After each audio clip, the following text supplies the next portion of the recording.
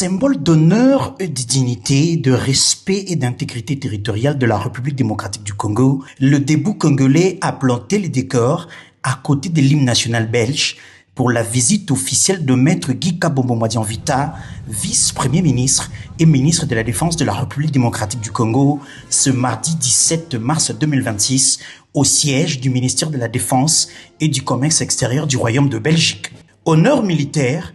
Et après avoir passé les troupes en revue, Guy Kabombo Madian-Vita a salué l'équipe de son homologue belge Théo Franken, puis lui a présenté celle qui l'accompagne.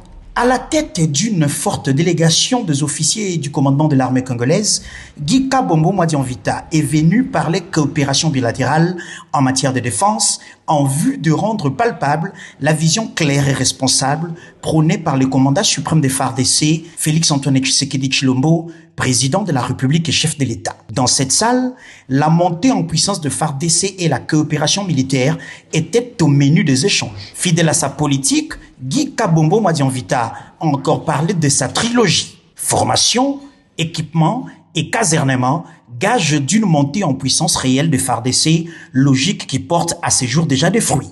Après échange, son homologue belge n'a pas tari d'éloges. Niveau militaire, beaucoup plus intense dans les années qui viennent. Et j'ai rendu visite à Kinshasa, à Kindu, il y a quelques semaines. Maintenant, je suis très heureux de voir le vice-premier ministre ici, chez nous, en Belgique. Et on a parlé des dossiers militaires, coopération militaire entre la Belgique et la RDC. Oui, la guerre en est de votre pays, c'est horrible, c'est hallucinant ce qui se passe. On parle tout le temps de l'Iran, de l'Ukraine, mais on ne parle pas du Congo d'Est. Et c'est très important de parler aussi de ce dossier très problématique. Et la guerre, les terroristes qui sont là, les rebelles qui sont là pour prendre votre pays, ça c'est impossible à tenir, à soutenir. Et c'est pour ça que la Belgique va aider dans le futur. Et pour moi, le passé, c'est moins intéressant et relevant que le futur commun. Ça, c'est le futur commun, ça, c'est beaucoup plus important. Outil des souverainetés de l'État, l'armée congolaise bénéficie à ces jours d'un investissement plus sérieux et plus responsable pour la permettre de jouer encore davantage son rôle dans la protection et la défense du territoire national.